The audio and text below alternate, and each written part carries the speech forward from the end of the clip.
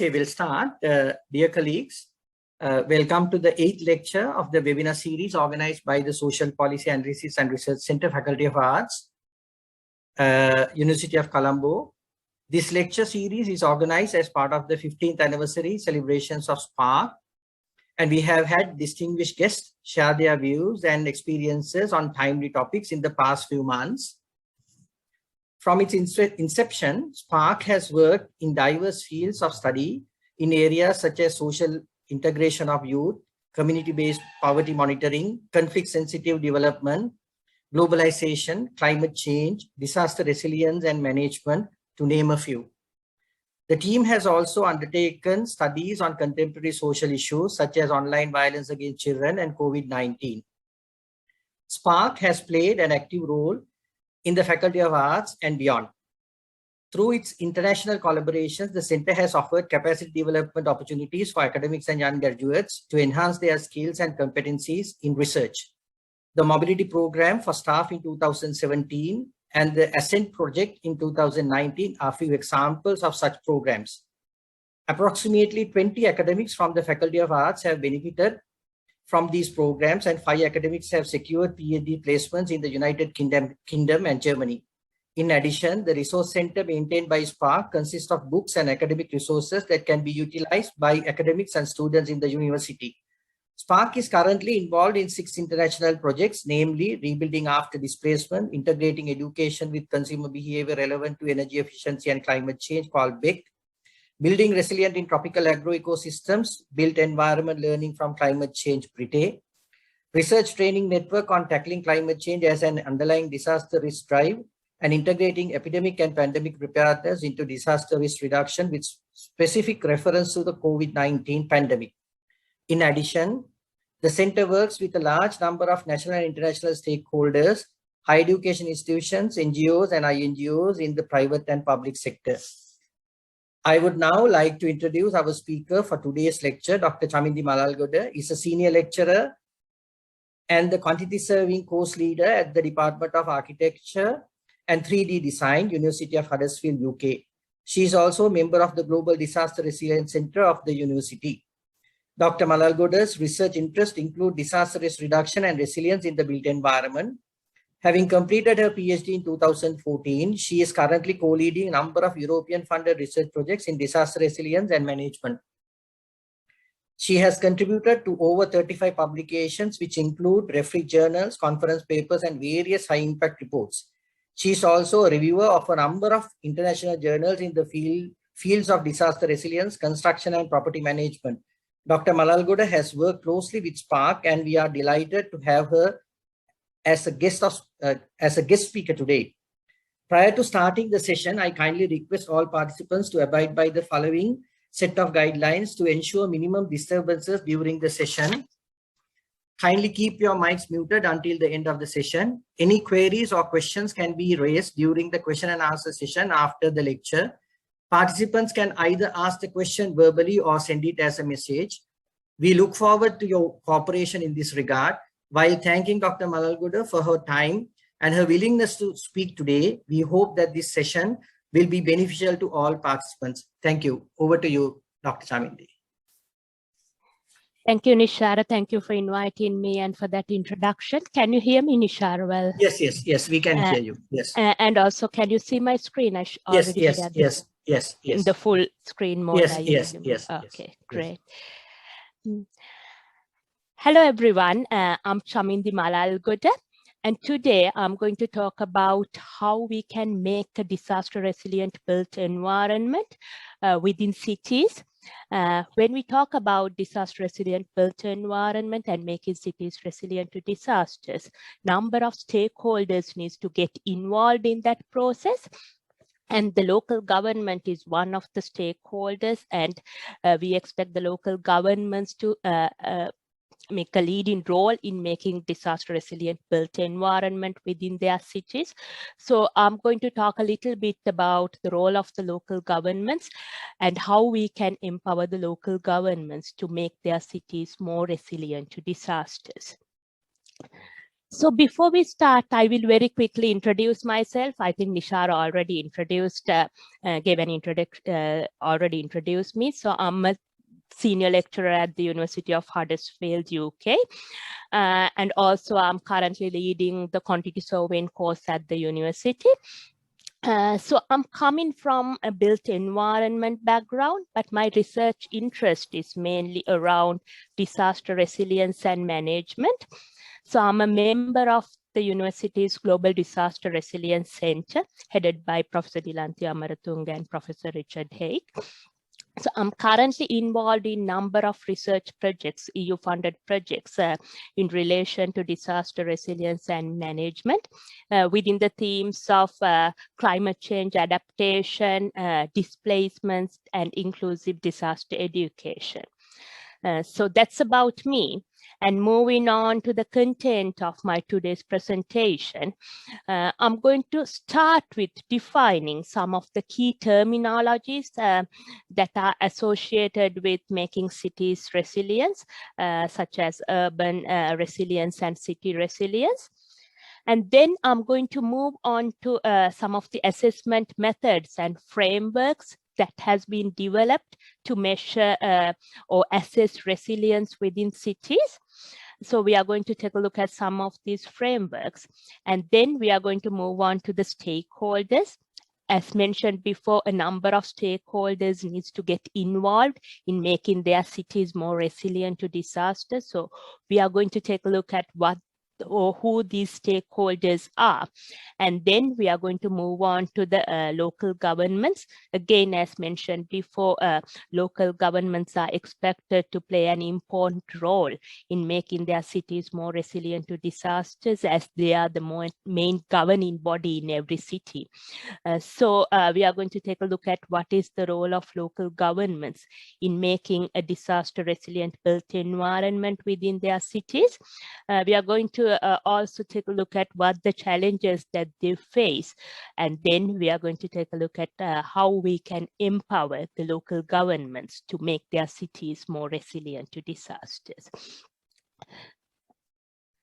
So disasters, as we all know, disasters cause a significant amount of damage and losses around the world every year. And there has been an increase in the number of natural disasters over the past few years, and the impact in terms of human, structural, and economic losses has increased considerably. So when we look at the damage of disaster damage, it is evident that the severity of the impact of natural disasters are directly linked with unplanned urban development. Therefore, it is very important that we concentrate on people in urban areas and to focus on sustainable urbanization to reduce the disaster risk within cities. So what do we mean by a city, or what is a city? So when we look at the definition of the term city, really speaking, there's no standard international definition of an urban area or urban population. Each country has its own definition as to how they define an area, whether an area is urban or rural. So many countries, they use minimum population size, or sometimes they use the population density to define an urban area, but that size can vary depending on one country to another. For an example, one country may define 100 or 200 people, inhabitants, and another country may define it as 100,000 inhabitants. So there's no, so each country has its own definition, and there's no standard international definition of an urban area or urban population. Some countries, they don't use statistical definition, but they designate urban areas by administrative decisions. For an example, in the United Kingdom, the city status is granted by the monarch. So some countries, they don't use a statistical definition, but designate urban areas by administrative decision. And in other countries, the sectoral employment or provision of infrastructure and services is used to determine whether settlement should be classified as urban or rural. But when it comes to international comparison, we use the UN Statistical Commission, we use the degree of urbanization. This was endorsed by the UN Statistical Commission as the recommended method for international comparison. So when we look at these urban areas and the urban populations, we know that the urban population are growing very rapidly all over the world, particularly in developing countries. And more than half of the world's population are now living in cities or urban areas. Because of that, they are facing increasing challenges from numerous natural and man-made pressures, such as rapid urbanization, climate change, terrorism, and increased risk from natural hazards. So they must learn to adapt and thrive in the face of these diverse challenges and learn how to build resilience in an uncertain world. Therefore, it's very important that the stakeholders work together and be able to develop effective strategies to foster more resilient cities. So what do we mean by resilience? In very simple terms, we can say that it is about the capacity to recover quickly from difficulties. So when we take a look at this term resilience, the term resilience emerged from the field of ecology in the 1970s to describe the capacity of a system to maintain or recover functionality in the event of disruption or disturbance. So this is very much applicable to cities because cities are complex systems consist of physical systems and human communities that are constantly adapting to the change in circumstances. So this notion of resilient cities became conceptually relevant when chronic stresses or sudden shocks threaten widespread disruption or the collapse of physical or social systems of a city.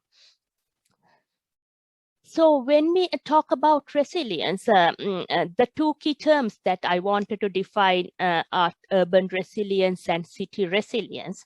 We will take a look at how urban resilience is defined and how city resilience is defined. So there are a number of definitions for urban resilience and city resilience. And the definition that I have selected today says that urban resilience is the capacity of urban systems, communities, individuals, organizations, and businesses to recover, maintain their function, and thrive in the aftermath of shock or stress, regardless its impact, frequency, or magnitude. So if we look at this definition, one of the key terms, or the first key term used in this definition is the capacity. So the resilience is about the capacity of urban systems, communities, individuals, organizations, and businesses. And they should be able to recover, maintain their function, and also thrive in the aftermath of a shock. So it is not only about recovering, or it's not only about maintaining their function, they should also be able to thrive in the aftermath of a shock or a stress, regardless of its impact, frequency, or magnitude. So whether it's a small scale disaster or whether it's a high impact disaster, regardless of its impact, frequency, or magnitude, they should be able to thrive in the aftermath of a disaster. So that's the definition for urban resilience. Moving on to the definition of city resilience. City resilience describes the capacity of cities to function so that the people living and working in cities, particularly the poor and vulnerable, survive and thrive no matter what stresses or shock they encounter. So again, it's about the capacity of cities. So the city should be able to function so that the people living and working in the city should be able to survive, and also they should be able to thrive no matter what the stresses or shock that they encounter, regardless of its impact, frequency, or magnitude.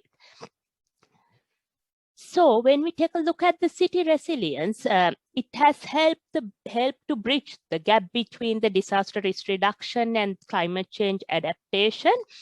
And also, it tries to move away from the traditional risk management. In the traditional risk management, we only focused on risk assessment that relate to one specific hazard. But now, we look at the hazards from the perspective of multiple hazards. So the resilience should focus us on enhancing the performance of a system in the face of multiple hazards, rather than preventing or mitigating the loss of assets due to specific or one single event. So, as one of the UN Sustainable Development Goals, the city resilience is now accepted as a critical urban agenda. Then the question arises, how we can make resilience tangible and also practical for cities, and also how can resilience be applied by cities to build sound strategies and prioritize investments. Moving on to the built environment. Built environment provides a core to human activities and plays a critical role in every city. Therefore, when we move towards resilient cities, it is necessary that we develop the built environment with an effective degree of resilience so that it can adapt and withstand to threats posed by natural and human-induced hazards. So, as mentioned before, disasters can have huge impact on built environment, and the failure of the built environment can create significant impacts on the social and economic activities of the entire nation. So this built environment, it acts as an important element in every city, and it facilitates everyday life of human beings. And any disruption to the built environment can adversely affect the resilience of the city. So as mentioned before, it is important that the built environment is developed in such a way that it can adapt to the threats, adapt and withstand the threats posed by the disasters. And at the same time, it should facilitate the safety of citizens and other physical and social systems of the city. So now we are going to move on to the indices and frameworks. As mentioned before, there are a number of frameworks and indices have been developed in promoting the concept of making cities resilient to disasters. And also there have been indices developed to measure or assess the resilience of a city. So now we are going to take a look at some of these frameworks and indices around city resilience. The first one I have selected was the UN's Making Cities Resilient campaign. So it is called, or it is known as MCR 2030. This MCR 2030 aims to ensure cities become inclusive, safe, resilient, and sustainable by 2030. So if we take a look at this Making Cities Resilient 2030 campaign, it is built upon the success of the Making Cities Resilient campaign, which was launched in 2010 and concluded at the end of 2020. This MCR campaign promoted the use of a 10-point checklist. So they have developed a 10-point checklist for the city leaders, which was commonly known as the 10 essential for making cities resilient. This gave a guidance to the city governments in resilience planning and decision making. the MCR 2030 was built upon the success of this Making Cities Resilient campaign, and it contributes directly to the Sustainable Development Goal number 11, which is about making cities and human settlements inclusive, safe, resilient, and sustainable, and also other global frameworks, including the Sendai Framework for Disaster Risk Reduction, the Paris Agreement, and the New Urban Agenda. So when we take a look at this MCR 2030, it provides a resilience roadmap, or in other words, it is a programmatic approach which is built around three-stage resilience roadmap. So this guides cities on how to improve resilience over time. So these cities can enter at any stage, and by entering, they will gain access to a range of tools and technical advisory inputs delivered by different partners. So the cities can enter at any time, and this resilience roadmap guides cities on how to improve resilience over time. And also this resilience roadmap, as mentioned before, it's flexible and iterative, and cities can join the campaign. And by joining the campaign, cities make commitments to demonstrate progress along the resilience roadmap. So this is how the resilience roadmap look like. It has three stages: stage A, stage B, and stage C.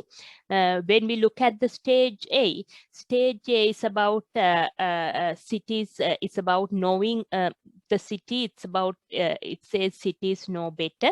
And the stage B, it's about planning. It says cities plan better. And the stage C is about implementation, which says cities implement better. So starting with the stage A, the stage A focuses on enhancing cities' understanding of risk reduction and resilience. So it's about understanding of risk reduction and resilience. And in stage A, the cities are committed to developing and implementing disaster risk reduction strategies by raising awareness around DRR and resilience, and also bringing relevant city actors and public on board with cities' plans. Moving on to the stage B. The stage B, it's about planning. So at this stage, the cities will focus on improving the assessment and diagnostic skills, and also increasing alignment between local strategies and national and regional strategies. And also they will try to improve early stage strategies and policies. So that's about the stage B. And in the stage B, the cities must demonstrate the commitment to move towards development or refinement of a DRR and a resilience strategy, and ensure development plans are risk informed. Moving on to the third stage. The third stage is about, or stage C is about implementation. And at this stage, they focus on supporting cities in the implementation of risk reduction and resilience action. So at this stage, they expect that cities should have robust disaster risk reduction and resilience and sustainability plans in place, and also maybe in the early stages of implementation, or already working towards mainstreaming the resilience strategies and activities of across its government structure. So that's about the UNISDR's Making Cities Resilient campaign, or the MCR 2030. But if you look at their website, you can find a lot of information about the MCR 2030 and other publication that has been developed to support this campaign. The next the framework, or the program that I have selected is the 100 Resilient Cities. The 100 Resilient Cities, again, this was launched in 2013 by the Rockefeller Foundation. So this 100 Resilient Cities, the main aim was to help more cities to build main aim was to build resilience to the physical, social, and economic challenges that were growing part of the 21st century. So they have selected 100 cities for their network, or they have selected 100 resilient city network and provided with the resources necessary to develop a roadmap to resilience. So this 100 resilient cities, the campaign or the initiative was concluded after 6 years in 2019, and also now they have given further funding to support these cities to improve their resilience. So that's about the 100 Resilient Cities campaign. And then with the 100 Resilient Cities campaign, ARUP, with the support of the Rockefeller Foundation, has developed a city resilience index. So if we look at this city resilience index that has been developed by ARUP with the support of the Rockefeller Foundation, it provides, it has developed number of indices to measure or assess resilience. This can be used, it has an online platform, and the cities can use this index to measure the resilience against the indices that has been developed by ARUP. So this city resilience index helps cities to understand and measure their capacity to endure, adapt, and transform. So it's a new way to understand and champion resilience in cities. So when we look at this city resilience index, it has been developed based on 3 years of research contributions. They have done a number of case studies and pilot schemes in diverse by selecting diverse cities across the world. So these were the cities that they have selected for the pilot study, or the research cities. They have selected a number of research cities and have done a pilot study. And the City Resilience Index draws on insight from cities across the world.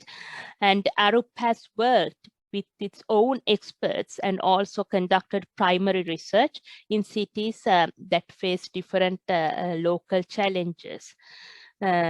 So this diverse range of location has been selected to ensure City Resilience Index is relevant, robust, and globally accepted. So this City Resilience Index, it has been, it provides a holistic articulation of city resilience, and it was structured around 4 dimensions, 12 goals and 52 indicators that are critical for the resilience of cities. So this is to be primarily used by city governments, but it can who are in the best position to get the administrative data, but it can also be used by other interested organizations and individuals. For an example, universities or non-governmental organizations or community groups. So when we look at the structure of this City Resilience Index, it has 4 dimensions. The dimensions are around health and well-being, economy and society, infrastructure and environment, and then leadership and strategy. So it has built around 4 dimensions, and then 12 goals and 52 indicators. So here, look at here you can see the dimensions and the 12 goals, and then you can see under each goal there are a number of indicators to measure the goals. So they have built 52 indicators to measure resilience as part of this framework. So this, so these are the indicators. This is a snapshot of indicators. Of course, it has 52 indicators altogether, and then these indicators are measured in accordance with the qualities of a resilient system. So they have defined 7 qualities of a resilient system: integrated, inclusive, reflective, resourceful, robust, redundant, and flexible. So 7 qualities have been, they have defined 7 qualities of resilient systems. And then these indicators are measured in accordance with this, so in relation to these 7 qualities of resilient system. So some of these qualities, for an example, integration and inclusiveness, they should be promoted across all city systems, while some of the others are more important in some systems than the others. For an example, if we take the housing, the first one, it says safe and affordable housing. So housing that is affordable, that means it needs to be inclusive, and safe, that means it needs to be robust and can enhance city resilience to stresses and shocks such as overcrowding and earthquakes. So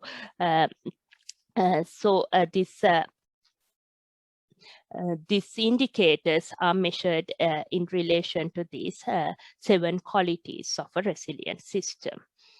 The next framework that I've selected was the OECD Resilient Cities. The OECD Resilient Cities, again, they have defined the resilient cities as the cities that have the ability to absorb, recover, prepare for future shocks.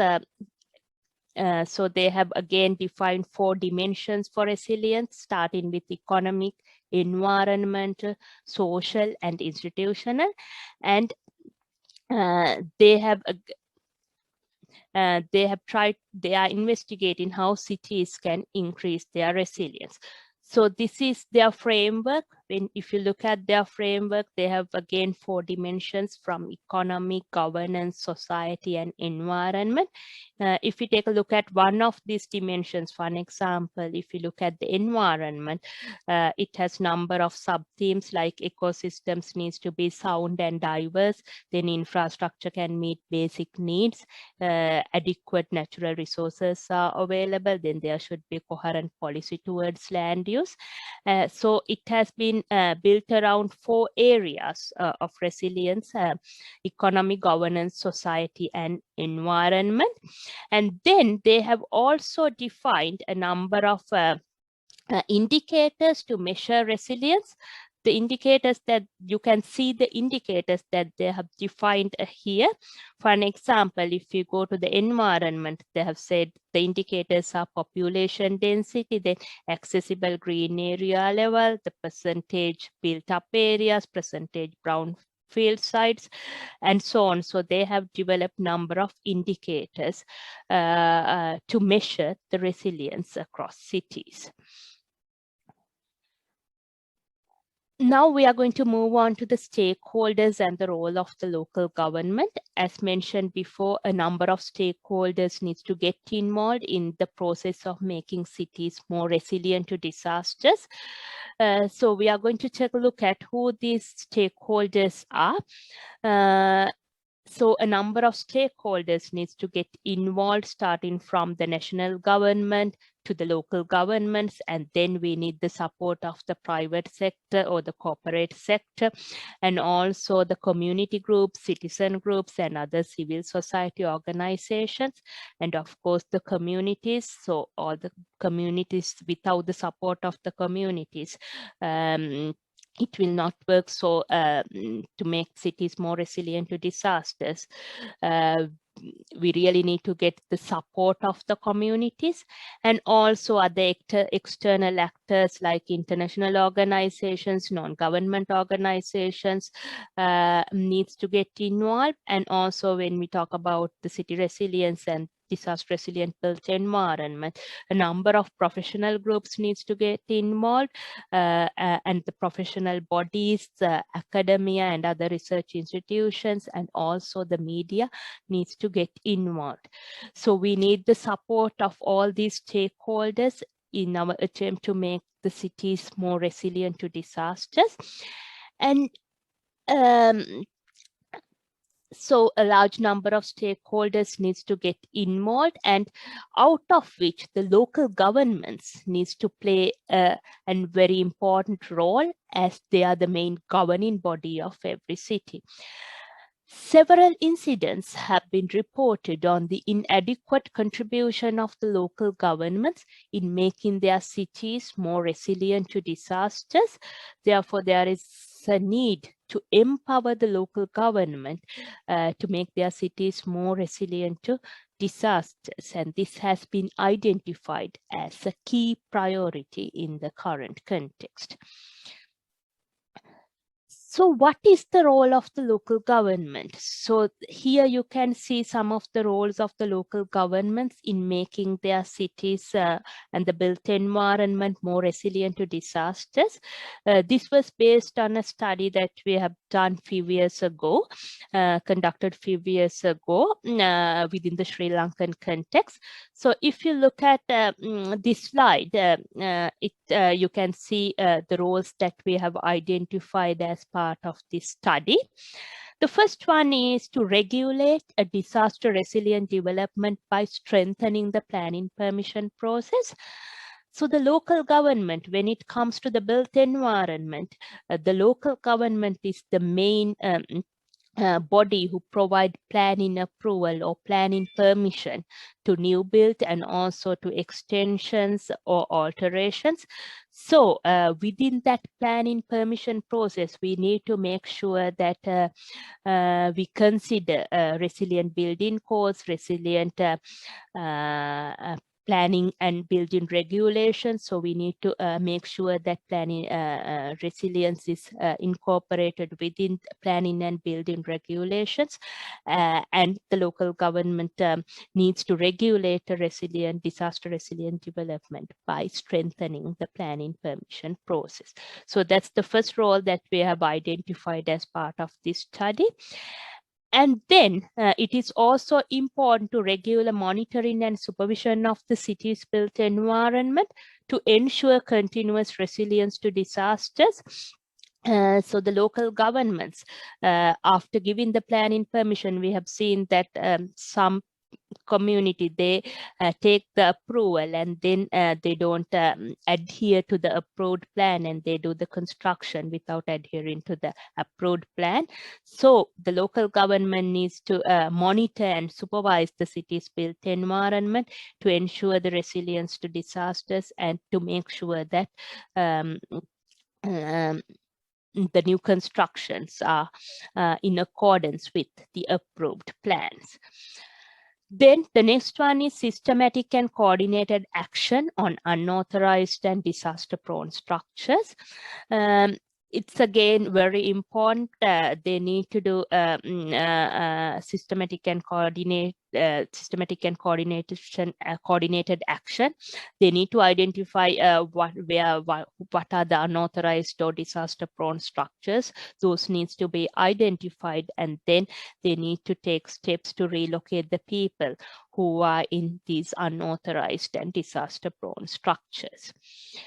Then the next one that we have identified was to upgrade, strengthen, and maintain essential infrastructure, buildings and irrigation systems. That is equally important. They need to upgrade, strengthen, and maintain the essential infrastructure, buildings and other irrigation systems so that they can withstand at a time of disaster. At a time of a disaster. Then the final role that we have identified as part of this study was to improve service delivery. So the local government needs to improve their service delivery so that they can attend to the urgent needs related to city resilience. Also, it's important that they make improvements to the fire rescue services, make improvements to their solid waste management systems, and so on. So those are the key roles that we have identified as part of this study, but of course there are a number of sub-roles, so sub-themes associated under each of these roles. And then when it comes to the challenges, as we all know, many local governments, they face a lot of challenges, especially in the developing world, in their attempt to make their cities more resilient to disasters. So here in this slide, you can see some of the challenges that they face. So if you look at the challenges, again, this was based on a study that we conducted a few years ago. This was done within the Sri Lankan context, but some of these challenges are very much relevant for other developing countries. The challenges, if you look at this slide, the challenges, we have divided the challenges so categorized the challenges under 8 themes. The first theme that we have identified was under legal. The second one is around tools, techniques, and guidelines. And then the third challenge, the third category was human resources, then funding, internal systems and processes, external systems, community, and other challenges. So if you look at the first category, the legal, you can see what are the challenges that comes under legal. It's about, we have seen in some countries, the local governments, they don't have the adequate authority to act upon resilience building activities and lack of legal frameworks. And also in some countries, disaster risk reduction is not under local government services. And some countries, they have outdated ordinances. So these are some of the challenges that we have identified under the theme legal. Moving on to the next theme, tools, techniques, and guidelines. We have seen that lack of urban development plans and DRR integration, that was one of the issues that we have seen, and also hazard and risk maps, lack of hazard and risk maps, then frequent changes to regulations, lack of planned human settlements, and so on. So those are some of the issues that we identified under tools, techniques, and guidelines. But in some countries, they do have, or they have developed many tools, techniques, and guidelines at the central level. But some of these tools, techniques, and guidelines, they have not been penetrated to the local level. That's another problem that we have observed. The third category was about human resources. When we look at the human resources, many local governments, they have deficiencies in human resources. They have lack of qualified people, lack of technical capacity, and they have to rely on external assistance. And also they don't have adequate revenue to recruit and pay salaries of professionals, and also lack of knowledge on and awareness on disaster risk reduction. There are some of the issues that we have identified under human resources. Moving on to the next one, the next theme is around funding.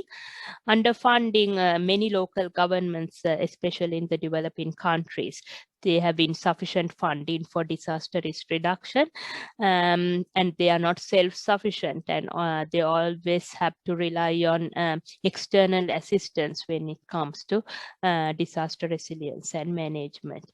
So that's another key challenge that we have identified. Moving on to the internal systems and processes, some of the issues that we identified as bribery, corruption, and political pressure, especially when it comes to built environment. This is one of the main issues, and also there are complicated systems, poor administrative structures, lack of interest, and also local governments, many local governments are dependent on central government. So those are some of the internal challenges that we identified under internal systems and processes. And then moving on to the external systems, some of the issues we have identified were poor coordination, then about inadequate communication of national level decisions to local level. Some of the local government, they were not aware of the responsibilities, and there are under-established systems of DRR at local level. So those are some of the issues that we have identified under external systems. The next category that we identified was around community. So we have seen inadequate community engagement and also a poor community participation, and some of them don't understand the need for DERR. So these are some of the challenges that we identified around community engagement. Finally, we have also categorized, final category was around other challenges. We were able to find some other challenges, like, for an example, lack of long-term political commitment. That's one of the issues that we have identified. And also some don't have confidence on local government staff. Even sometimes the national level institutions, they don't have confidence on local government staff. So that was another issue that we have identified. So as part of this study, we were able to identify a number of challenges faced by the local governments in their attempt to make a disaster resilient built environment. So building upon these challenges, we try to develop a framework to empower the local governments in making their cities and built environment more resilient to disasters. So this is a framework that we developed to empower the local governments to make a disaster resilient built environment within cities. So within this framework, we first made some policy level, we recommended to do policy changes to make municipal council responsible for creating a disaster resilient built environment. So we suggested some policy level changes to make the municipal council responsible to create disaster resilient built environment within their cities. And also we recommended to develop tools and guidelines to promote disaster resilient planning, construction, and operation. Then as part of this framework, we also recommended in the provision of necessary resources, financial and human resources for the local governments. And also we suggested that the local governments establish a separate unit within the local government to effectively manage the resilience of the built environment. And also change of organizational culture and attitudes towards disaster risk reduction. And finally, about improving accountability,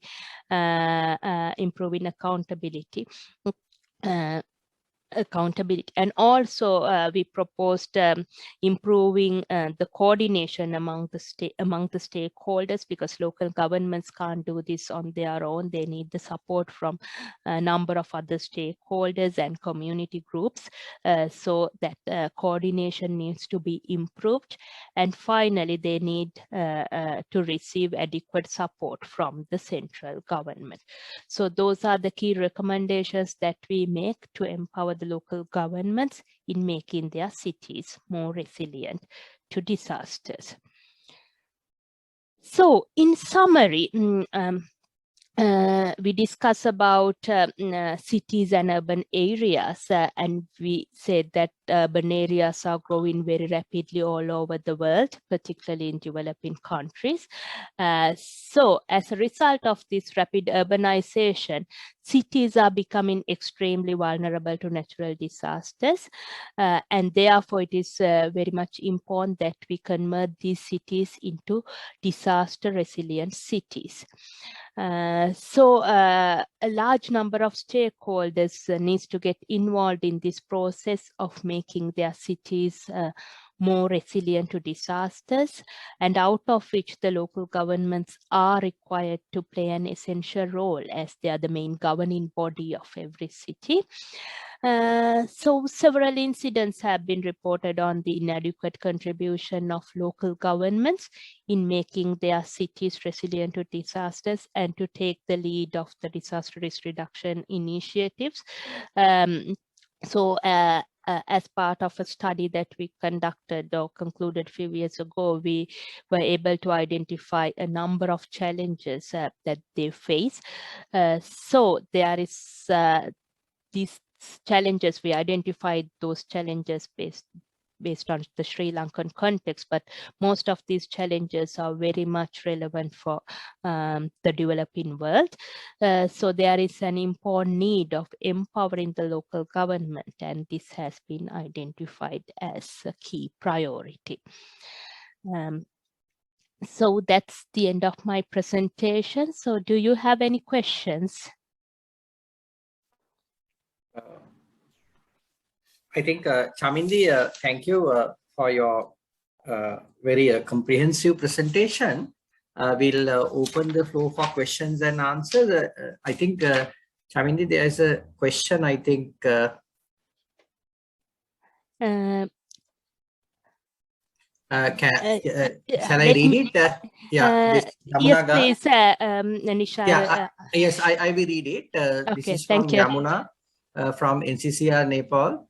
The question is, I'm curious to know if there are any gender-specific assessments are done, how gender responsiveness has impacted to bring resilient code of conducts for infrastructure development, especially of residential area development, access to information, changes in social behaviors that promote women's access to space, voice, and influence in policies. It's a long one. I think. So there have been so many studies that have been done around the gender-specific issues when it comes to disaster resilience and management, because there's a lot of discussion around that, and there has been a lot of. I personally have not done any specific study around the gender-specific studies, but their voice is very much important, and we need to bring that voice into the infrastructure development, and also when it comes to housing and infrastructure, that is very much necessary. And also in the question, let me read the question again this way: any gender specific assessment?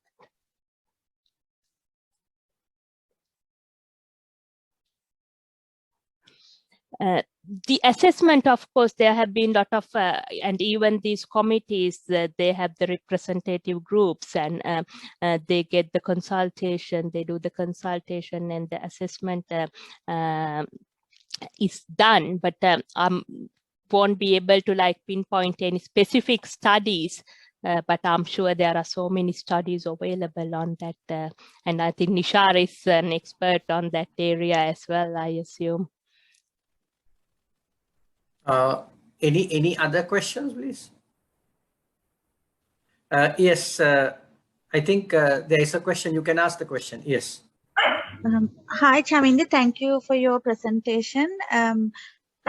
Incidentally, I saw this event advertised on Facebook at the same time that I saw about this prediction about a disaster happening in the area that I live in.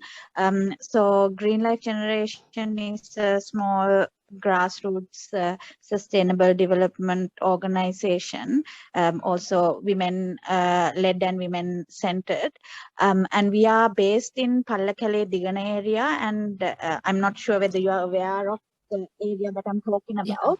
And in the last year we have had several earthquakes in the area, and this is linked to the some mines that are in the area active again, I think. Now, as a grassroots organization who is aware of this issue and wants to build a resilience plan with the local government, one of the challenges that we have met during the pandemic as well is to kind of drive the bottom-up change with the local authorities. One is the political side of it, and the other side is the officers, especially from the divisional secretariats, refusing to take the bottom-up approach. They wait for things to come from the top.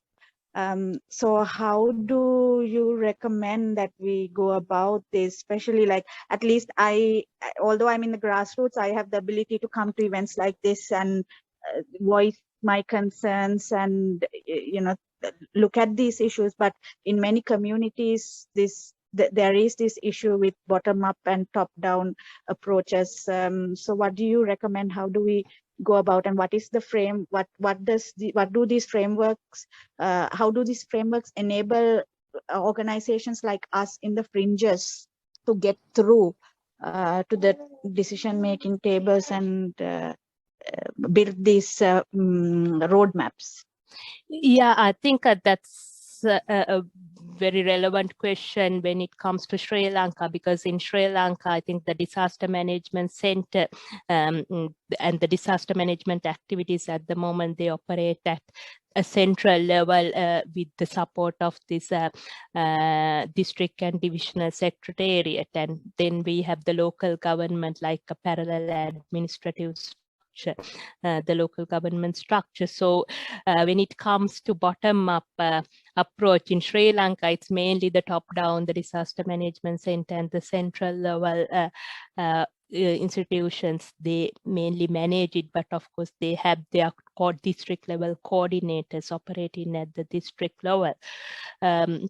All the international frameworks, when we look at the Sendai framework or the Making Cities Resilient campaign, they all advocate the importance of having this or getting all the stakeholders involving all the stakeholders like your institutions. So they need to have a network of institutions, stakeholders, and they need to have a plan to work with the local government, and they should have to have meetings, like regular meetings with all the stakeholders to identify what the problems are and then to take necessary actions to solve those problems. But I know that it's not happening in that way in many countries and also in Sri Lanka, it's not happening in that way. Maybe I feel like it's worth speaking to the local government officials and also the district level, the disaster coordinating unit. I know it's not happening in that way sometimes, because in Sri Lanka, the power is more around the central level, and the local government sometimes, based on our study, what we have identified is that local governments, they don't have the necessary authority to act upon some of these resilience building initiatives. All the international frameworks, all the other campaigns, they advocate the importance of bringing all the stakeholders together, getting the consultation from all the stakeholders, and to build communication plans and strategies and to work around that. I think we are still moving towards that, and it may not be happening in the same way in some of the areas. But I would suggest you speak with the local governments and also the district level and the disaster management center, so that you may be able to solve. But I am not in a position to give a solution, but of course, they advocate the importance of bringing all the stakeholders together. Thank you. Thank you. Thank you. Nuwan, you already raised your hand. Nuwan, do you want to ask a question, Nuwan? Okay. Thank you, Dr. Nishara. Thank you, Chandi. That good presentation. So, actually, I wanted to highlight you that in the Sri Lankan context on local government interference for the resilience building. So as you all know that at the beginning, so disaster management center also tried to implement all the DRR measures at the ground using the administrative wing. As you mentioned, in Sri Lanka there are two wings, and political wing comes from the local authority level, and then administrative come from district secretariats or divisional secretariats. But you know that still we are utilizing these administrative wings to do the local level DRR activities. But right now, so we try to take the the local authorities for the mainstreaming DRR, but then right now we have developed the local strategy even. But my question is, I realized that Doctor, you have highlighted that several component what critical issues of the why the local authority is facing. But right now we feel that most terrible thing is that to amalgamate these two wings, especially the how we deal with the administrative officials at the local level with the local authority officials coming from the as a political powers. So that's to take them into one platform and sharing the powers is the that is very critical and burning issues right now Disaster Management Center is facing. So for the pilot program, we have conducted the 2 pilot projects utilizing the local authorities, but at this outcome of that pilot projects also we understood, so it's not the easy task. However, so but I didn't see that point actually, so but it is also highly affected the problem right now in Sri Lanka. Thank you. This is for just comment for Doctor. Thank you very much for that comment. I think we identified that as one of the key issues within our study as well, because there's 2 parallel structures, and it's within these external systems we have identified that as one of the key issues, because at the time we did a number of interviews with the local government officials, and some of them were not aware of I think now you have that platform to bring in the local government and the administrators together. But at the time that we did the interviews, I think that one of the main issues that we have identified was even some of them said, oh no, it's not our role or our duty, it is you need to go and speak to the disaster management coordinating office. So they thought that it's not Dr. part of their Malalgoda, so responsibility. one other question. So have you categorized these main parameters as a priority order, or have you seen that any critical sequences? Or no, in this study we didn't prioritize. What we did was we identified, and because some of these challenges may relevant for some local authorities but may not to some other local authorities, we didn't categorize, but this study, the main aim was to identify and list out what the key challenges that they face. We didn't do any prioritization as part of this study. Okay, thank you. Yes, I think with that we will conclude our session.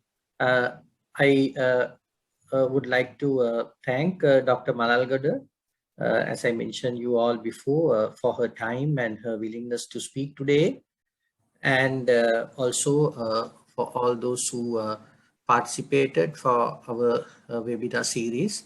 Thank you all, and I will see you all with our next webinar. I think we normally we are going to have at least one every month, once a month we are going to have it. So hope to see you all next month, next December, and we will share the link with all of you. Thank you very much for your time. Thank you.